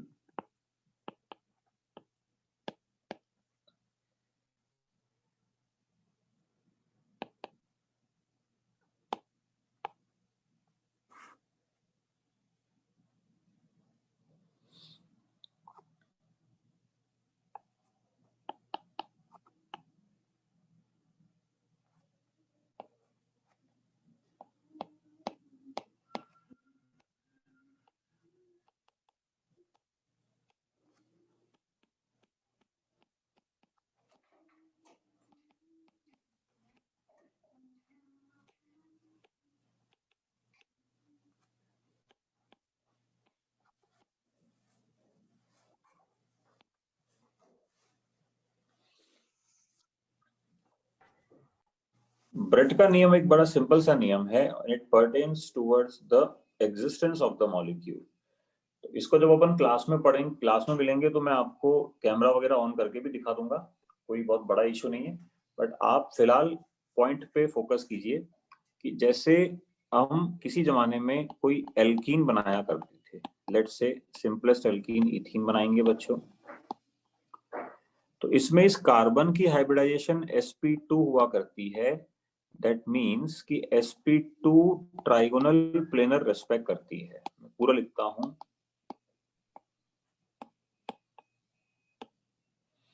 अब ट्राइगोनल प्लेनर शेप का जो मतलब होता है ना, अगर उसको निकालें तो ये होगा कि इस एटम के अराउंड जो तीन चीजें हैं, एक बॉन्ड,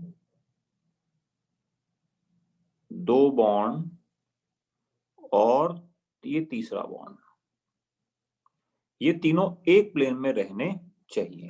इसी का मतलब होता है ट्राइगोनल प्लेनारिटी। टीपीएम को इसको बोलते थे शॉर्ट में, या ट्राइगोनल प्लेनारिटी मैंने पूरा लिख दिया। तो यहां से ब्रेट नाम के साइंटिस्ट ने एक बड़ा जनरल और बहुत अच्छा सा रूल दिया, और वो रूल ये है कि मान लो हमारे पास कोई बाईसाइक्लो ऑर्गेनिक कंपाउंड है। मैं सबसे पहले इसको बाईसाइक्लो बना देता हूं, ये लीजिए साहब बाईसाइक्लो, ठीक है।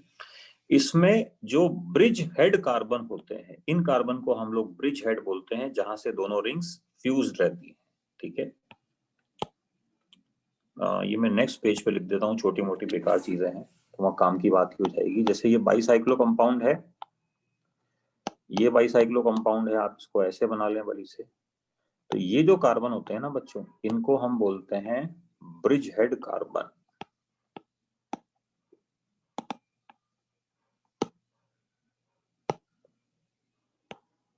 ऐसा नहीं यही वाले हैं, ये वाले भी होंगे, हम एरो मैंने लगाया नहीं, ठीक है। और भी you can take more examples, है ना। ये दोनों कार्बन ब्रिज हेड हो जाएंगे।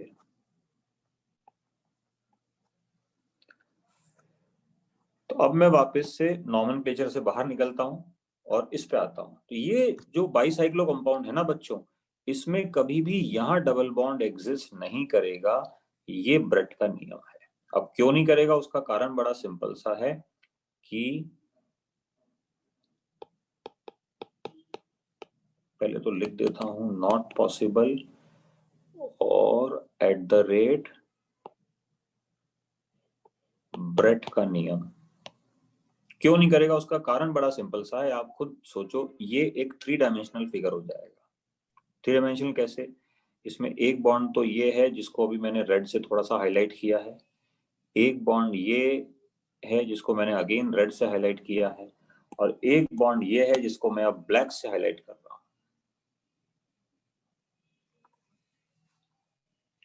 तो ये जो होगा ना, ये ऐसे बाहर निकला हुआ होगा, 3 डायमेंशन में आपकी तरफ आना चाहेगा। 3 डायमेंशन में जब ये आपकी तरफ आना चाहेगा तो मैं वापस से पूछता हूं कि इस कार्बन जिस पे मैं अब एरो लगा रहा हूं, इसकी 3 वैलेंसी, एक जिसको मैंने अभी ब्लैक किया, दूसरी जिसको मैंने अब ब्लैक किया, और तीसरी पहले से ही ब्लैक है, क्या ये तीनों ट्राइगोनल प्लेनर शेप मेंटेन करेंगी या नहीं करेंगी? क्या लगता है? नहीं नहीं करेंगी। जबकि डबल बॉन्ड की मेन रिक्वायरमेंट ये होती है कि डबल बॉन्ड जहां भी बने, ये तो बेसिक बॉन्डिंग है कि अगर कहीं भी डबल बॉन्ड बने कार्बन कार्बन के मध्य, तो it should be trigonal planner. ये मेन नेसेसिटी होती है। sp2 का मतलब ही होता है ट्राइगोनल प्लानर। तो ये डबल बॉन्ड जो है वो कंडीशन सेटिस्फाई नहीं कर पा रहा है। ये डबल बॉन्ड उसको प्लानर होने की स्पेस नहीं दे पा रहा है, ये डबल बॉन्ड उसको जगह नहीं दे पा रहा है कि आप प्लानर रह पाइए। तो इसलिए ये स्टेबल नहीं होगा। तो इस चीज को हम ऐसा बोल देते हैं कि भाई ब्रेट का नियम है, कभी भी ऐसे कोई मॉलिक्यूल आ जाए ना तो देखते ही उनको रवाना कर दो, और इस तरह के मॉलिक्यूल्स को हम एग्जिस्टेंट नहीं मानते हैं। Same, not possible due to Bredt rule. अब इसमें भी आपको बहुत ध्यान से बात सुननी है बच्चों। बच्चे बड़ा लूज होल्ड चलते हैं कि अच्छा सर ने ये बताया कि कहीं भी ब्रिज हेड कंपाउंड हो ना तो डबल बॉन्ड एग्जिस्ट नहीं करता। ऐसे बोलने से काम नहीं चलता है, मतलब ये थोड़ा सा क्या है, लूज स्टॉक हो जाती है। इसमें कोई बुराई नहीं है क्योंकि इसमें डबल बॉन्ड यहाँ पे है,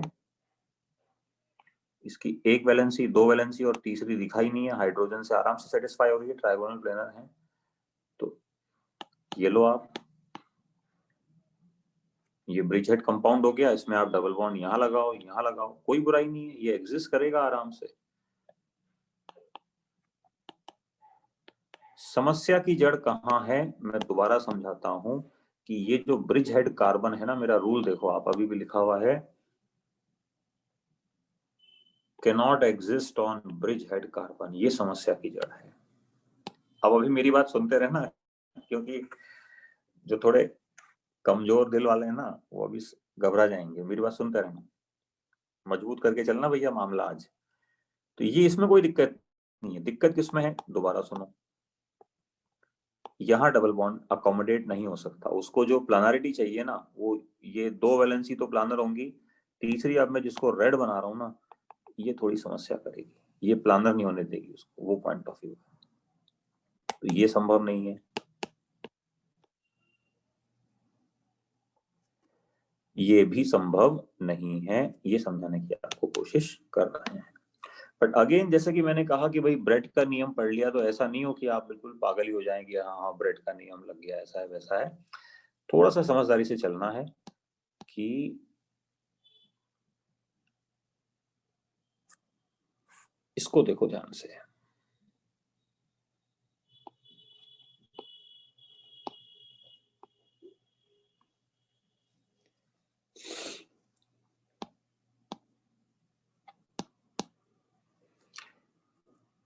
ये बाईसाइक्लो कंपाउंड है, ये इसके 2 ब्रिज हैं, इसमें आराम से यहाँ भी डबल बॉन्ड रहेगा और यहाँ भी डबल बॉन्ड रहेगा।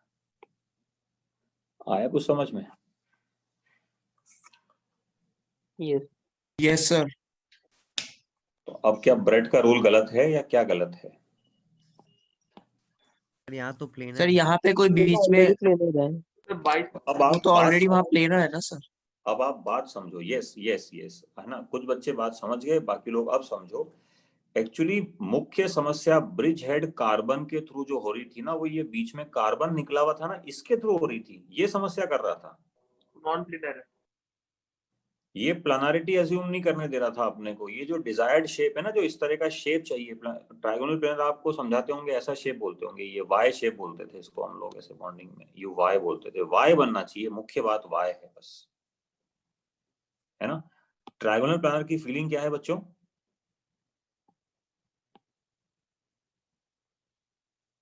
ट्रायगोनल प्लानर की फीलिंग क्या है? जो आप बॉन्डिंग में करते थे, वाई बनना चाहिए, ये बात समझ में आती है ना। ये वाई होना चाहिए बस। अब मैं काम की बात पे आता हूं। आप इसमें देखो, आराम से ये वाई बन रहा है। मैं अलग कलर के पेन से हल्की हल्की मार्किंग करके बताता हूं।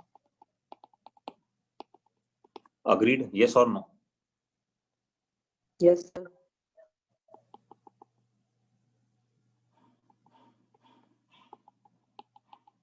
ये देखो ये वाई बन रहा है, तो कोई समस्या नहीं है, आराम से कुल मिला के काम करना है। तो ये ब्रिज हेड पे खूब एग्जिस्ट करेंगे, कोई मना करने वाला इनको नहीं है। अब यही बना के दिखा देता हूं मैं, और कल को मान लो ऐसा आ जाए बच्चों, तब क्या करोगे तुम?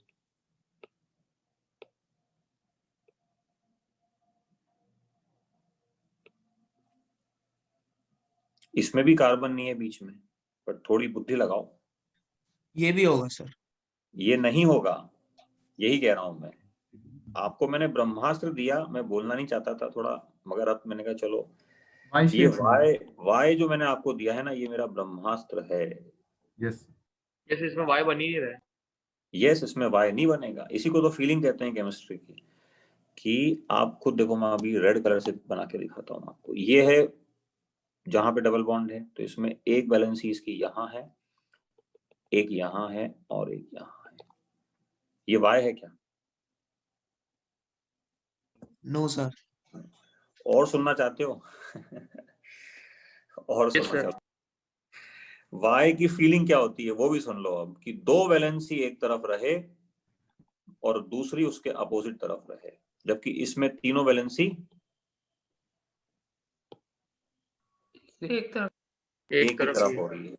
तो ये वाला एग्जिस्ट नहीं करेगा। तो अब मैं जो कहना चाहता हूं ना, वो ये कि हमारे को समस्या एग्जैक्टली इस ब्रिज से नहीं है, ब्रिज हेड से नहीं है। हमारे को जो मुख्य समस्या है ना, वो इस बात से है कि sp2 शेप मेंटेन रहना चाहिए हमारा। तो बस वो sp2 शेप हमारा मेंटेन रहेगा तो हम काम करेंगे, और sp2 की फीलिंग वाई से आती है। ये पॉइंट ऑफ व्यू है। बच्चे उसको याद ना करें कि अच्छा इसमें बीच में कार्बन है या नहीं है। बीच में कार्बन होने से हमें कोई फर्क नहीं पड़ता। सर हाँ बोलो बच्चे। सर पीछे वाले ऊपर वाले फिगर में क्या गड़बड़ी था सर? ऊपर वाले में सर जो क्रॉस लगा है ना सर? क्रॉस किस पे लगा है सर? ऊपर वाले में। यस सर, इस साइड वाला है, रेड फिगर में सर। इसकी बात कर रहे हो क्या? Yes sir. इसको देखो, मैं इसको दोबारा बना के दिखाता हूँ तुम्हारे को, अभी समझ में आ जाएगा क्या गड़बड़ी है। कौन पूछ रहा है इसको? सर मैं ठीक है, देखो भाई क्या गड़बड़ी है। अभी आओ, मैंने कहा चलो आज बच्चों को ये लो। पहले तो ये समझ में आना चाहिए ना कि ये यही है। Yes sir. अब बताइए वाई बन रहा है क्या? तू खुद सोच। ब्लैक कलर से बताता हूँ हल्का हल्का। नो सर, नो सर, नहीं बन रहा। तो तुझे लग रहा होगा वहां पे थोड़ा बहुत कि अच्छा ये तो वाई जैसा बन गया, ऐसा मतलब प्रैक्टिकल। चलो केमिस्ट्री है तो उसको बिल्कुल शार्पली पढ़ो, ठीक है। सर ये वाई वाली इंजन टेक्निक हर समय काम करेगी ना? हाँ जी। सर ये वाई वाली टेक्निक हर समय काम करेगी ना? नहीं, ये वाई वाली कोई टेक्निक नहीं है। मैं टेक्निक नहीं देता हूँ। जब मैंने आपको बोल दिया कि ब्रह्मास्त्र है, इसकी कुछ वैल्यू है। Yes sir. हाँ। जो ब्लैक में किया वो समझ में नहीं आया, क्या बोला आपने? एक तरफ वाला? एक तरफ वाला मतलब ये तीनों वैलेंसी एक तरफ हो गई ना? नहीं सर, एक साइड डबल बॉन्ड होना चाहिए और बाकी साइड नहीं होनी चाहिए। अरे यार किसी बातें करते हो, एक सिंपल सी बात बोल रहा हूँ। जब बॉन्डिंग शुरू की थी, मतलब मैं बेसिक एलिमेंट्री बॉन्डिंग बता रहा हूँ, BF3 पढ़ा था आप लोगों ने, बोलो हाँ या ना। Yes sir. तो BF3 जब आपने पढ़ा था तो ऐसे पढ़ाते हैं, ये सिंपल, ये BF3 है, ट्राइगोनल प्लेनर शेप। तो इसकी फीलिंग क्या थी आप लोगों ने, यही तो ली थी कि ये वाई नहीं बन रहा है क्या बच्चों? यस सर, बन रहा है। बस यही तो मैं कन्वे कर रहा हूँ आप लोगों को कि कभी भी उलझो ना तो ऐसे याद मत करना। कुछ बच्चे क्या याद कर लेते हैं, ब्रिज हेड पे कार्बन नहीं हो तो काम चल जाएगा। ऐसे नहीं होता, यहाँ भी ब्रिज हेड पे कार्बन नहीं है आप देखो, बट काम नहीं चलेगा क्योंकि ट्राइगोनल प्लानर शेप मेंटेन नहीं रहेगा, है ना। Does that holds? Yes sir. चलो अब आगे बढ़ो। अब मैंने ओरिजिनल क्वांटिटी के अंदर दो चीजें काम में ली थी, पॉजिटिव चार्ज, ऑड इलेक्ट्रॉन और पाई बॉन्ड। तो पाई बॉन्ड समझा दिया, पॉजिटिव चार्ज के साथ भी यही किस्सा है। पॉजिटिव चार्ज सिंपल बनाओ तो ऐसे रहेगा, बट अपन जानते हैं कि इसमें कार्बन की हाइब्रिडाइजेशन sp2 होती है, शेप ट्राइगोनल प्लेनर होगा, वापस से वाई शेप में रहेगा और बिल्कुल सिमिलर फैशन में रहता है ये। चीजें वापस से स्पष्ट हो जाएंगी कि पॉजिटिव चार्ज को भी बिल्कुल सेम वाई शेप ही चाहिए, मेक इट श्योर, ठीक है। तो अब वापस से बच्चे बोलेंगे कि सर इसका मतलब इसमें झंझट है, ये एग्जिस्ट नहीं करेगा।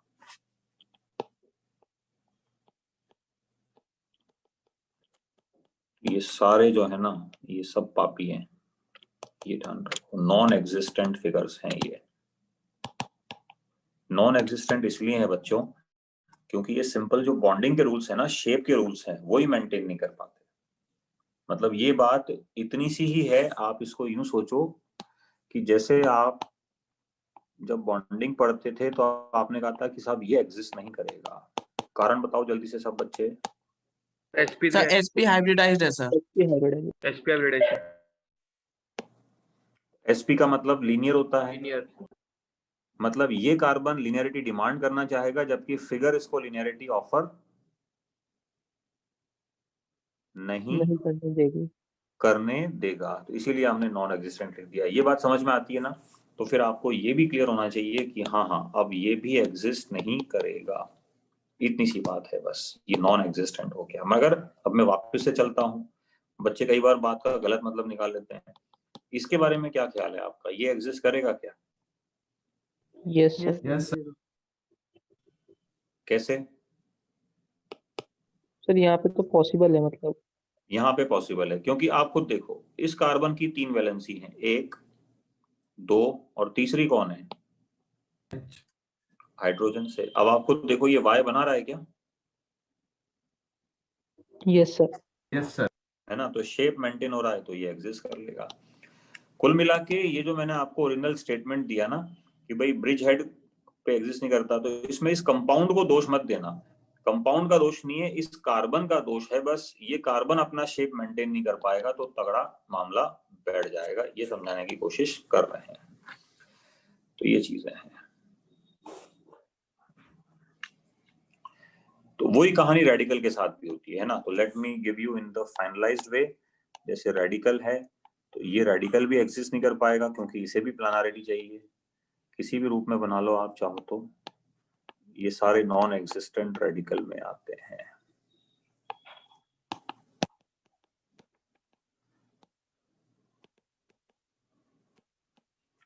अब मैं नेक्स्ट आगे चलता हूं बच्चों, मेरी बात ध्यान से सुनना। कार्बन पे अगर नेगेटिव चार्ज हो तो इसका मतलब लोन पेयर होता है, ये आप जानते हैं। इसका हाइब्रिडाइजेशन sp, बताओ फटाफट, मैंने रोक रखा है आप लोगों के लिए। sp3 होगा तो पिरामिडल हो जाएगा ये। Yes, अब sir. अगर ये पिरामिडल हो गया, इसका मतलब ये हुआ कि पिरामिडल शेप कैसा होता था वो बना के दिखा देता हूं आप लोगों को। और आपको रेफरेंस चाहिए तो ammonia was the best example, ऐसा होता था। तो अब आप समझ जाओगे कि इसका मतलब इसमें 3 वैलेंसी एक तरफ और लोन पेयर वाला ऑर्बिटल ऑपोजिट तरफ रहता है। तो अब आप मुझे ये बताओ, ये एग्जिस्ट करेगा क्या?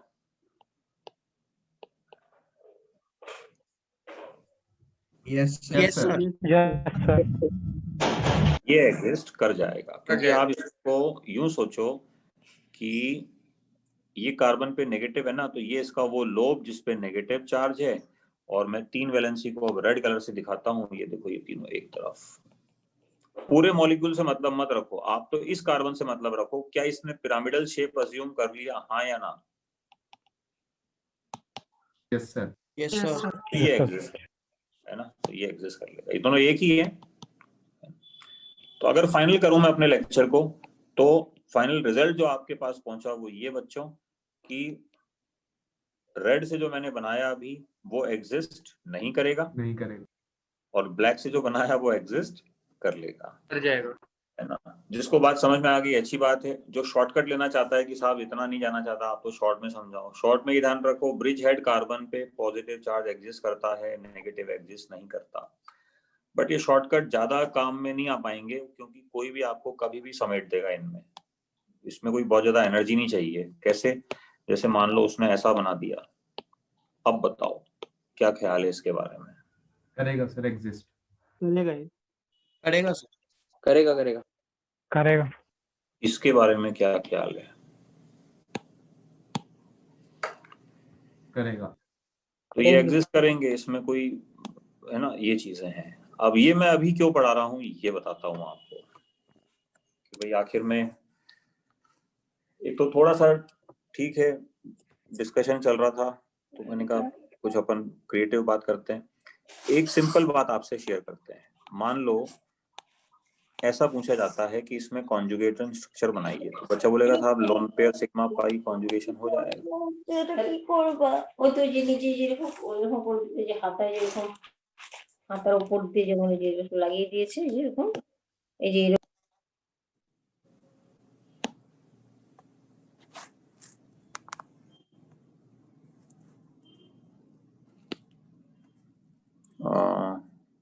कहाँ थे?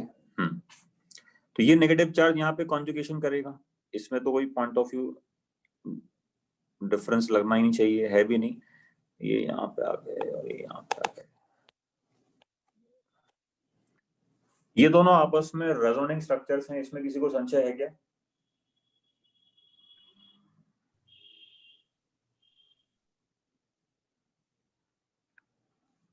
Hello, no sir, no. Meeting में है ना सब? हाँ यस यस। अब पॉइंट सुनो।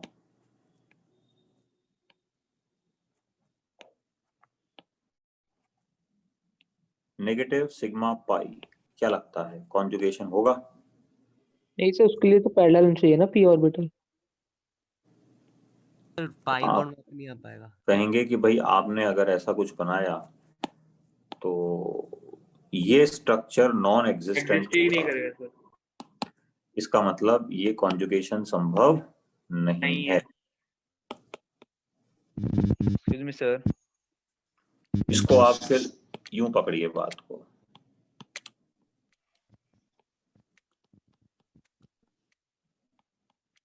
Lone pair sigma pi conjugation दिखता तो है, बट मेरे हिसाब से नहीं होगा। समस्या ये है कि ये पाई बॉन्ड अपने आप को मेंटेन नहीं कर पा रहा है यहाँ पे। इसे जो शेप चाहिए ना वो शेप नहीं है, क्योंकि आप देखो नाइट्रोजन की तीनों वैलेंसी एक तरफ आ गई, जबकि इस पॉइंट पे हमें प्लानरिटी चाहिए, टीपी शेप चाहिए, तो नॉट इन कॉन्जुगेशन। तो मैं यहाँ पे लिखता हूँ लोकलाइज्ड लोन पेयर। बात समझ में आ गई है सभी को? Yes sir. हाँ बोलो, अब बोलो।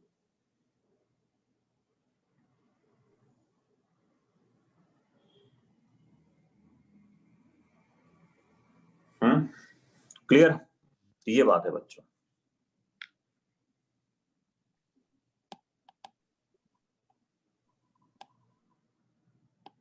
ठीक है, करें आज की meeting of? Yes sir. Sir please PDF भेज देना। पीडीएफ शेयर कर दीजिए प्लीज। इसकी पीडीएफ कैसे शेयर होगी? तो सेव सर कर आप देना। सारे पेजेस दिखा दीजिए, स्क्रीनशॉट ले लेंगे। हाँ ये काम कर लो। सब वीडियो अपलोड सर करनी कल वाला लेक्चर था उसे अपलोड कर देंगे यूट्यूब पे। कल वाला अभी रेजोनेंस में नहीं किया सर क्या? वन नहीं सर, रेजोनेंस में नहीं हुआ, रेजो सर पे। वन से ही नहीं हो रहा रेजो सर सर पे सर लेट रेजो होता सर है पे सर, तीन कल हमेशा। वाला चार नहीं दिन बाद हुआ आता है। बाद होता है इसमें। आप कर देना सर यूट्यूब पर। यस सर, आप कर दीजिए। हाँ मैं सर, उस लेक्चर को अच्छे रिवाइज कर। एक बार कोई लेटेस्ट चेक करके बता दो, अगर रेजो सर पे अभी भी नहीं आया होगा तो फिर नहीं मैंने आया। आपको सर नहीं आया। सर उसमें 3-4 दिन लग जाते हैं। 3-4 दिन। Yes sir. सर कम से ये भी कम। ज्यादा लग जाता है। Yes sir. सर वो 3-4 दिन से ज्यादा ही लगता है। तो पहले के भी कुछ कुछ कभी तो हाँ, आए। एक हफ्ते तक लग सर जाता है। अभी तक भी अपलोड नहीं हुआ सर। करता हूँ मैंने तो अपलोड कर ही दिया था, बट मैंने प्राइवेट कर रखा है उसको। तो उस वीडियो को हम लिंक भेज दीजिए हमें। सर यूट्यूब पे डाल दीजिए ना सर आप लिंक भेज दीजिएगा व्हाट्सएप पर, तो फिर वो ठीक वो है। ग्रुप में सर। लिंक भेज देंगे तो उससे हो जाएगा क्या? हाँ सर। सर लिंक भेजने से ये होगा कि बस जिसके सर। पास लिंक रहेगा बस वही देख पाएगा वीडियो को। तो लिंक कैसे भेजा जाता है? सर आपने प्राइवेट किया या अनलिस्ट किया है वीडियो को? सर बस इसमें भी लिंक फर्क होता है क्या? तो उसके लिए अगर अनलिस्ट करते हैं तो लिंक से खुल जाता है, लेकिन प्राइवेट करते हैं तो नहीं खुल पाता। अच्छा, तो अनलिस्ट करने पे हो जाएगा, ऐसा कुछ है क्या? अनलिस्ट करने पे आप लिंक शेयर कर एक मिनट रुको, वो जो बच्चा बोल रहा था अनलिस्ट करके फिर शेयर करना लिंक को।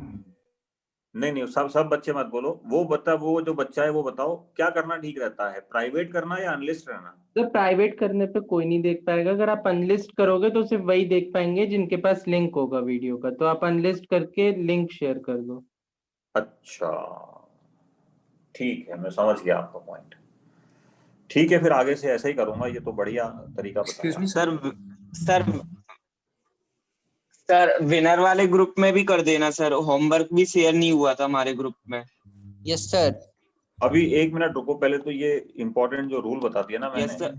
इसको आप लिखो, उसके बाद अपन बाकी बातें करेंगे। तो ये ब्रेड का, इसकी स्क्रीनशॉट ले लो, अगर कोई बच्चा मोबाइल पे हो तो फटाफट से वो शेयर कर देना। मैं तो इसमें अभी नहीं कर पाऊंगा। लीव कर लेना। हाँ, मीटिंग लीव कर सकते हैं, यस फॉर श्योर। सर जो आपने ग्रुप बनाए उसमें सर बहुत कम बच्चे हैं, मतलब ज्यादातर बच्चे हैं ही नहीं अलग से जो आपने बनाए। Yes sir. हाँ बहुत सर। कम कहाँ है, उसमें ऑलमोस्ट 600 बच्चे हैं टोटल मिला के। पर हमारे सर, हम तो बैच के भी सर वही ज्यादातर सर, बच्चे यही कह रहे हैं सर नहीं, नहीं सर है। कौन सा ग्रुप है हाँ, पता ही नहीं सर, ऐड ही नहीं हुआ हम तो भी। नहीं सर मैं सर भी आप ऐड लिंक भेज देना अरे उसकी। सुनो, आप लोगों के लिए तो आईए वाला बैच है ना अलग से, आप लोगों के ग्रुप की जरूरत क्या है, इसलिए नहीं बनाया। सर तो आप तो नए ग्रुप के बारे में बोल रहे थे सर, आप बोल रहे। Yes sir. तो विनर अरे, वाले कुछ ऐसे 1 2 3 कर। अच्छा सुनो, अभी पढ़ाई की बात कर रहे हैं, सिर्फ स्क्रीनशॉट ले लो कोई भी एक बच्चा, मैं और जो ले रहा है वो मुझे एक बार इंटीमेट कर दो, ताकि मैं इसको फिर आगे कर रहा हूँ, है ना? कोई है क्या जो स्क्रीनशॉट ले रहा है, पहले ये बताओ।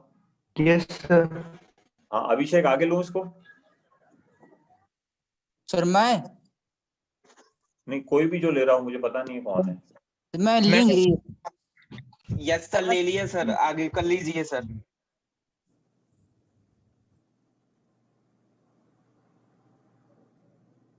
तो ले लिया sir.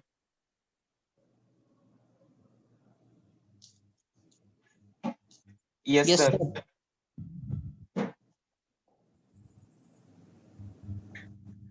Yes sir. Yes sir. Okay sir.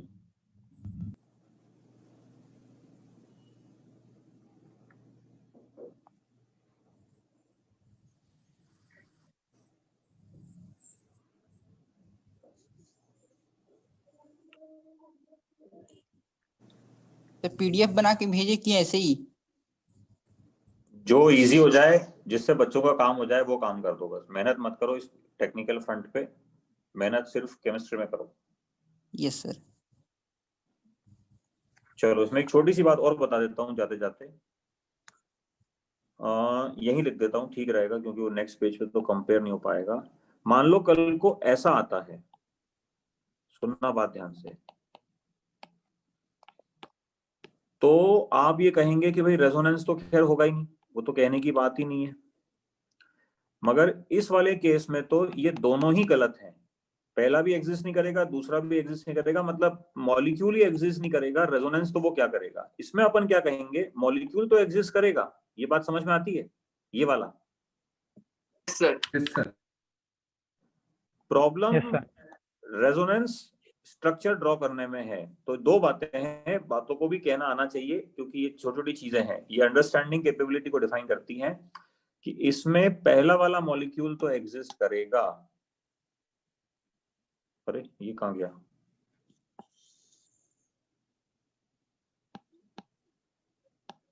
Sir undo कर लीजिए।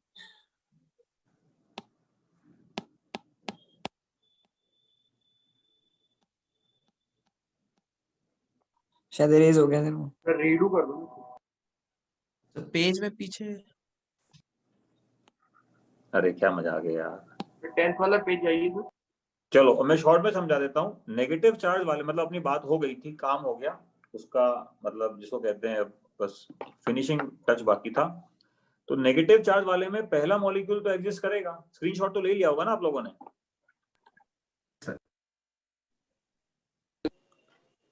Yes sir.